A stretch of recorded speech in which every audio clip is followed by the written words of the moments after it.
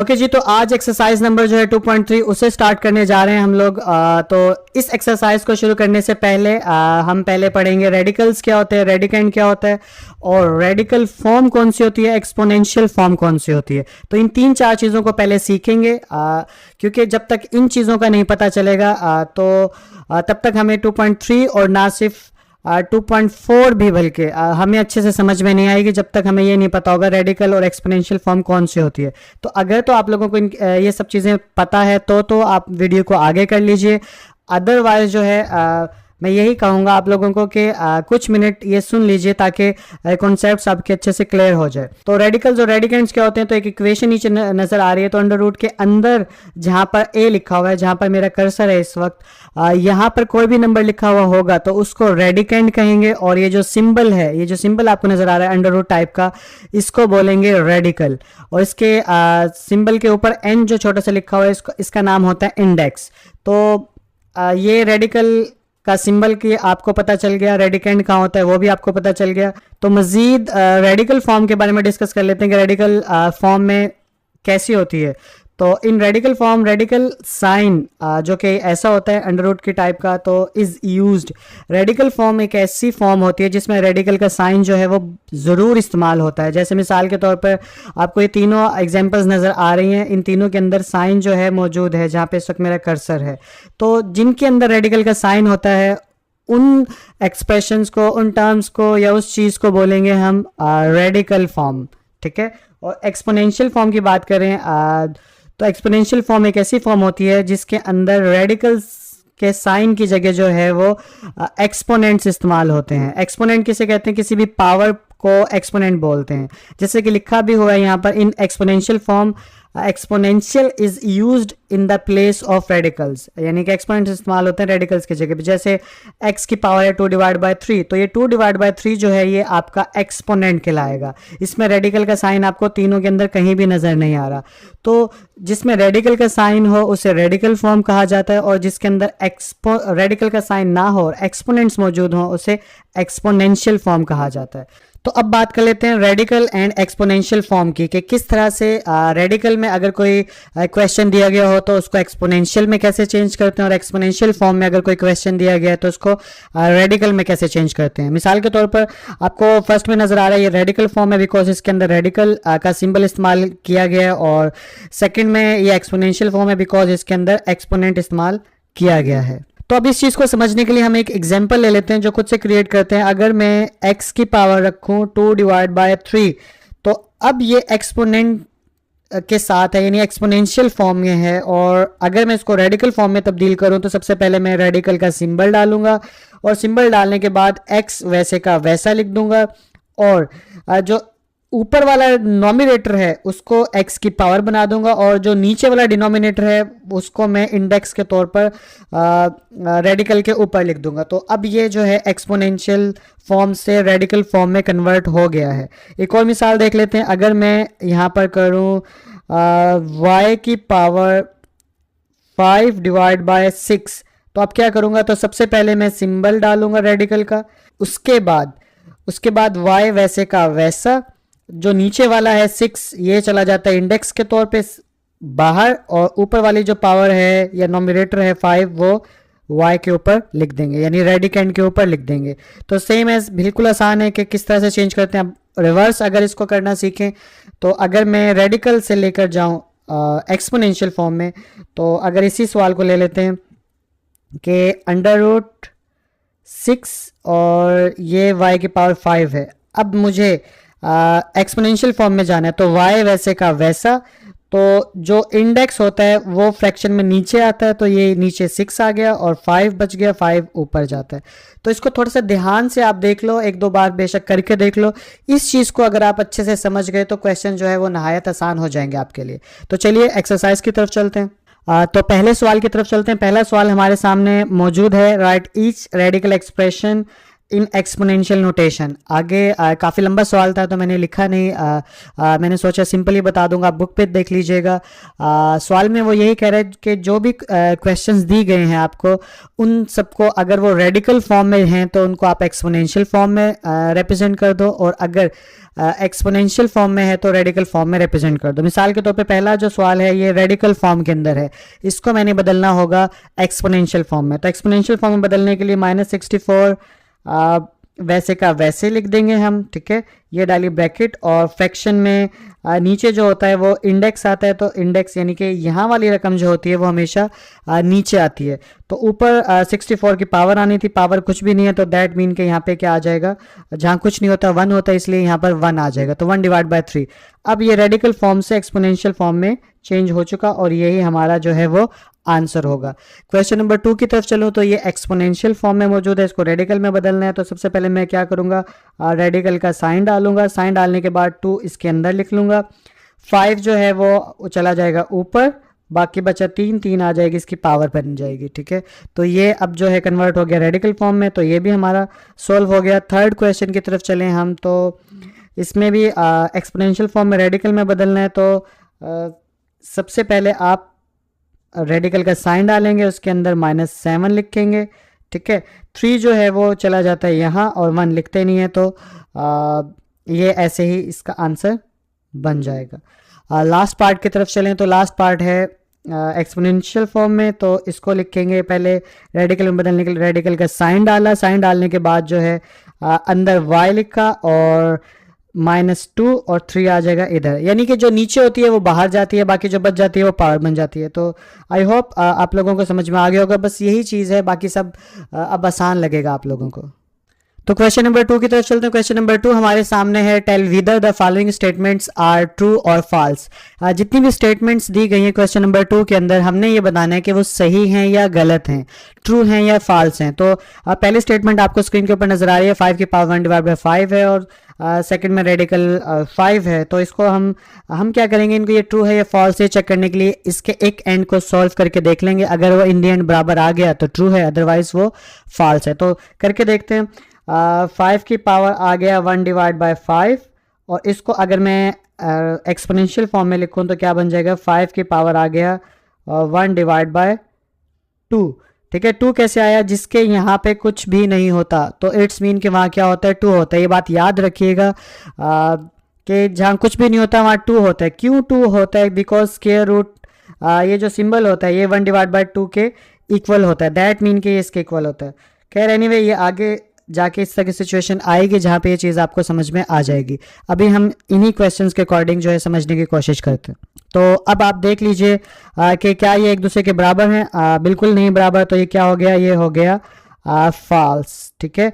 क्यों, क्योंकि इधर जो है वो 5 की पावर 1/5 है, इधर जो है वो 1/2 है, तो दैट मीन कि एक दूसरे के बराबर नहीं है। तो क्वेश्चन नंबर 2 की तरफ चलते हैं। क्वेश्चन नंबर 2 को अगर मैं देखूं तो एक एंड पकड़ के सॉल्व करते हैं, तो ये वैसे का वैसा रहने देते हैं, ठीक है। दूसरे पार्ट को जो है, इसके राइट हैंड साइड को जो है एक्सपोनेंशियल फॉर्म में तब्दील करके देख लेते हैं। तो अगर मैं 4 वैसे का वैसा रहने दिया, और ये 1/3 एक्सपोनेंशियल में चेंज हो गया, इसको मज़ीद सॉल्व करूँ तो ये हो जाएगा 2 की पावर 2, और ये हो गया हमारा 1/3, और इसको मज़ीद सॉल्व करूँ तो 2 ये जो 2 है इस 1 के साथ मल्टीप्लाई हो जाएगा, तो ये क्या बन जाएगा 2/3। तो इधर भी जो है वो क्या है 2/3 है, और इधर जो है वो भी 2/3 है, और बेस जो है दोनों की 2 है, तो दैट मीन के ये स्टेटमेंट क्या हुई, ये स्टेटमेंट ट्रू हो गई कि ये बिल्कुल ठीक है। तो थर्ड स्टेटमेंट की तरफ चलते हैं। तो सबसे पहले इसका लेफ्ट हैंड साइड जो है ये दोनों ही रेडिकल में है, तो इट मीन के ये बराबर नहीं है। थोड़ा सा सॉल्व करके देखते हैं। अगर इस हिस्से को सॉल्व करें तो ये 7 की पावर 2 हो गया, और ये वैसे का वैसा, ठीक है। और इसको अगर हम एक्सपोनेंशियल फॉर्म में बदलें तो ये 7 की पावर हो जाएगा 2/2, और ये हो जाएगा 7 की पावर 1/2। तो यहाँ पर 2 कैसे आया, क्योंकि इधर कुछ नहीं होता तो 2 होता है, तो ये 2 से कट गया, तो यहाँ आ गया 7, और यहाँ पे आ गया 7 की पावर 1/2। तो दैट मीन के ये जो है फॉल्स है, ये स्टेटमेंट दुरुस्त नहीं है।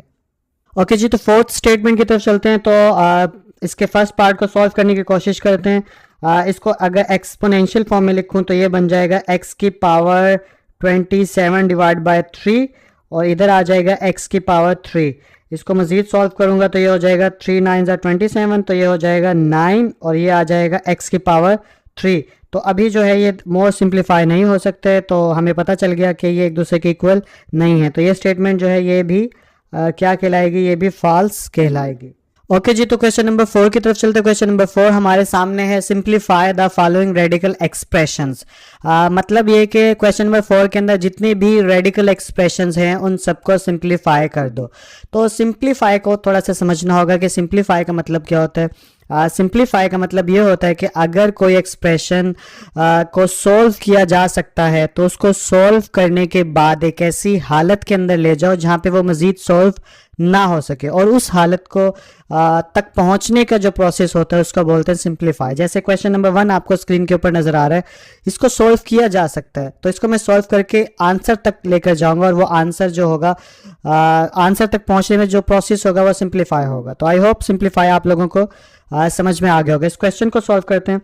तो इस तरह के क्वेश्चंस को सॉल्व करने के लिए सबसे पहले मैं क्या करता हूँ, तमाम रेडिकल्स एक्सप्रेशंस को जो है मैं एक्सपोनेंशियल फॉर्म के अंदर बदल लेता हूँ, क्योंकि एक्सपोनेंशियल फॉर्म में क्वेश्चन को सॉल्व करना बहुत आसान होता है। और यहाँ पर एक बात और भी बता दूँ कि इन क्वेश्चंस को सॉल्व करना मेरा मकसद नहीं है। मेरा मकसद ये है कि आप लोगों को बेसिक स्ट्रक्चर समझाऊँ ताकि आहिस्ता आहिस्ता आप लोगों को मैथ जो है वो समझने में आसानी हो। तो ये सवालात जो मैं सॉल्व कर रहा हूँ इनमें स्टेप्स मैं कोशिश करूँगा कि ज़्यादा डालूँ ताकि आप लोगों को, ऐसे स्टूडेंट्स भी होंगे ओब्वियसली इसको सुनने वाले जिनको मैथ समझना थोड़ा सा मुश्किल लगता है या जिनको मैथ से नफरत है लेकिन मजबूरी में पढ़ना पड़ता है, तो उन लोगों को ये समझ में आए और उनके लिए भी ये सब्जेक्ट जो है इंटरेस्टिंग बने।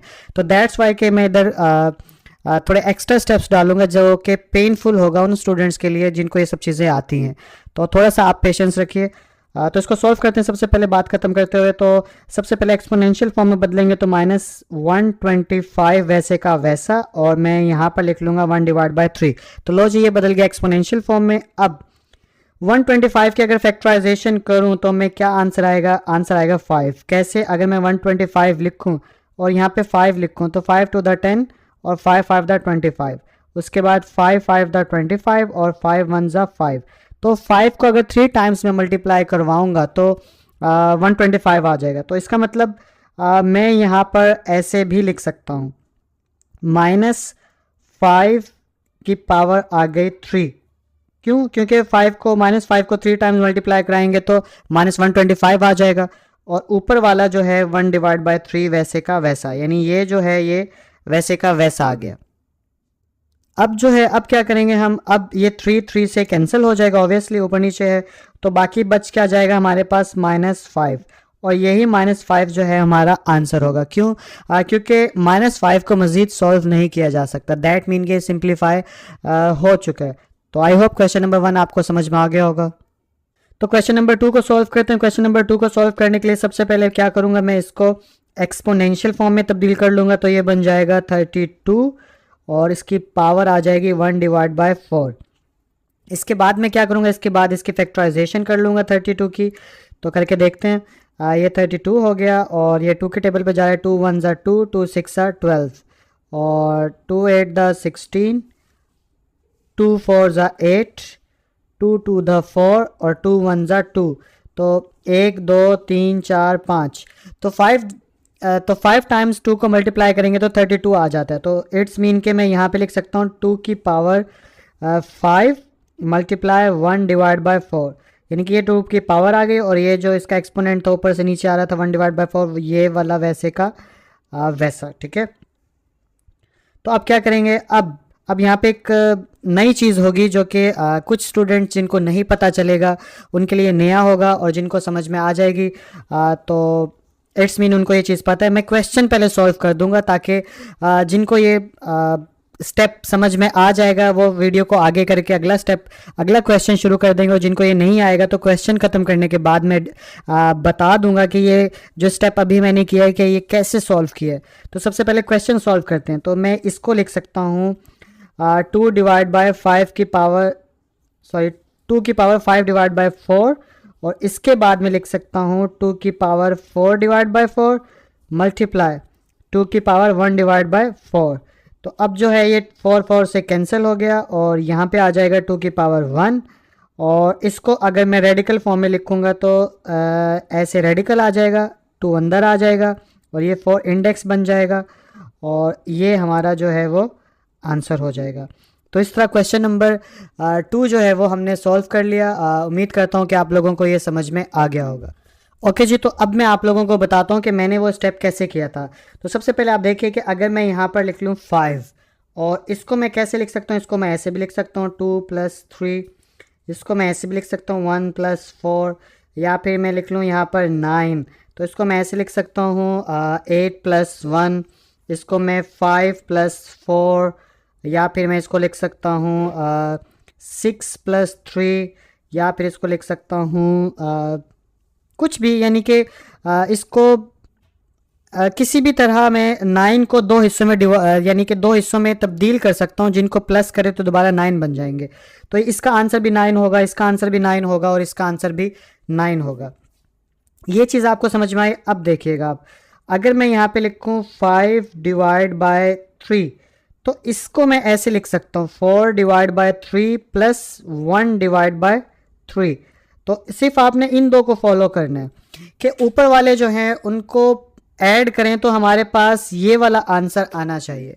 तो अकॉर्डिंग टू कंडीशन या सिचुएशन आप अपनी मर्ज़ी से जो है इसको तोड़ सकते हैं और क्वेश्चन को सॉल्व कर सकते हैं। मिसाल के तौर पे एक और बार मैं किसी और तरह से इस बात को समझाता हूँ।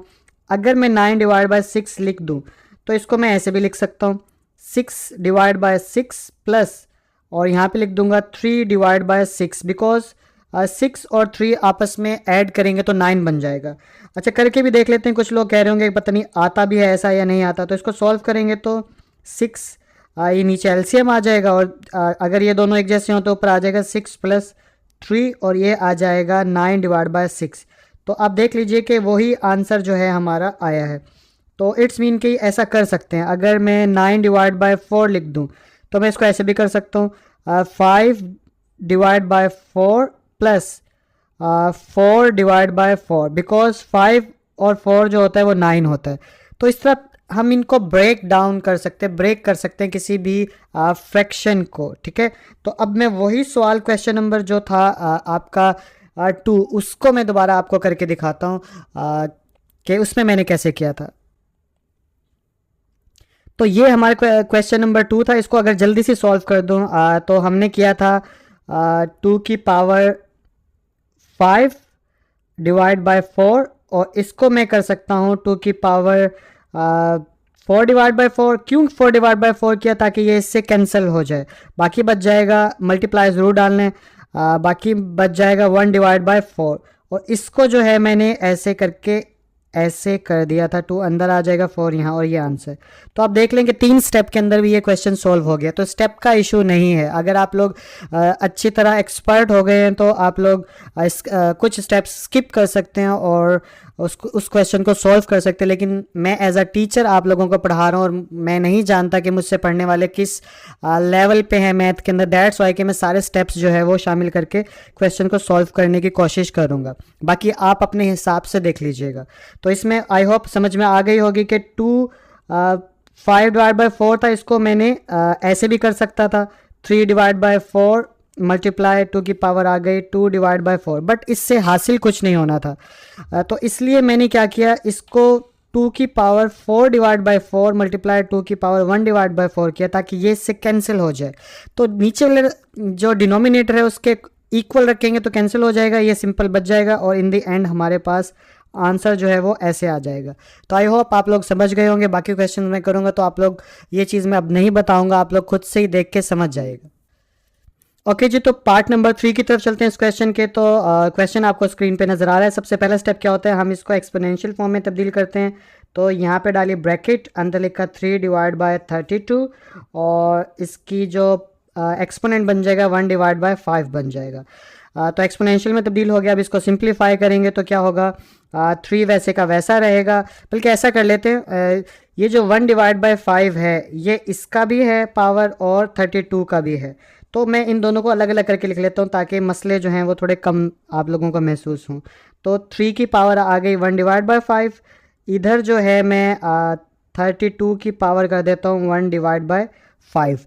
तो ऑब्वियसली यहाँ तक मसला नहीं होना चाहिए आप लोगों को कि दोनों की पावर थी तो अलग अलग करके मैंने लिख लिया। अब मैं इसको ऐसे भी लिख सकता हूँ, 3 की पावर आ गया 1/5 और नीचे 32 की फैक्टराइजेशन करेंगे पिछले क्वेश्चन में जैसे मैंने करके दिखाई थी, तो आ जाएगा 2 की पावर 5।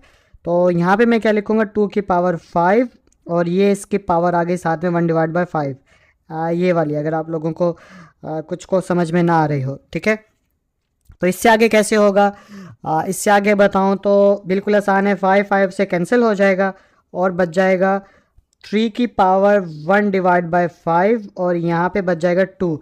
अब आंसर जो है हमने रेडिकल फॉर्म में शो करना है, तो मैं ऊपर वाले हिस्से को रेडिकल फॉर्म में शो करूँगा, तो ये बन जाएगा 3 अंदर, 5 जो है इंडेक्स की जगह पे आ जाएगा, यानी इंडेक्स बन जाएगा और नीचे आ जाएगा 2। तो इसके साथ ही हमारा ये क्वेश्चन जो है वो सॉल्व हो गया। आई होप आप लोगों को समझ में आया होगा। ओके जी, तो पार्ट नंबर 4 की तरफ चलते हैं। तो सबसे पहले हम क्या करेंगे, इसको एक्सपोनेंशियल फॉर्म में तब्दील करेंगे। तो यहाँ पे लिख लेंगे हम -8/27 और यहाँ पे इसकी पावर आ जाएगी 1/3। उसके बाद क्या करेंगे, इसको अलग अलग करके लिख लो जैसे पिछले क्वेश्चंस में। अगर मैं डायरेक्ट करूं तो आई थिंक सवाल जो है छोटा हो जाएगा। जैसे 8 है, 8 की फैक्टराइजेशन करेंगे तो क्या हो जाएगा, 2 4 ज़ा 8 और 2 2 ज़ा 4 और 2 1 ज़ा 2, यानी 2 की पावर 3। ठीक है, और यहाँ पे आ जाएंगे तो 3 की पावर 3 आ जाएगी, क्योंकि 3 3 दा 9, 9 3 दा 27, आप करके देख लीजिएगा। उसके बाद अब इसको मैं अलग अलग करूं तो यहाँ पे आ जाएगा 1/3, क्योंकि ये फ्रैक्शन पिछले क्वेश्चन की तरह 8 के साथ भी है और 8 के साथ भी है और 27 के साथ भी है। तो करके देखते हैं। तो यहाँ पे मल्टीप्लाई 1/3 आ गया, यहाँ पे मल्टीप्लाई 1/3 आ गया। ठीक है, यहाँ तक आई होप आप लोगों को कोई मसला नहीं होगा। उसके बाद अगर मैं करूँ तो 3 3 से कैंसिल, 3 3 से कैंसिल, पीछे बच गया हमारा -2/3 और ये मज़ीद सॉल्व नहीं हो सकता, इसलिए यही हमारा आंसर होगा। तो इसके साथ ही ये एक्सरसाइज जो है ख़त्म हो गई। ये एक्सरसाइज देखने में तो बहुत छोटी सी एक्सरसाइज थी, लेकिन जिन स्टूडेंट्स ने ये मेरी सारी वीडियो देखी है उनके लिए 2.4 नहायत आसान हो जाएगी और उम्मीद करता हूँ आप लोगों को समझ में आया होगा। और अपना बहुत सा ख्याल रखिएगा। इंशाल्लाह अगली वीडियो के अंदर जो है आप लोगों से मुलाकात होती है।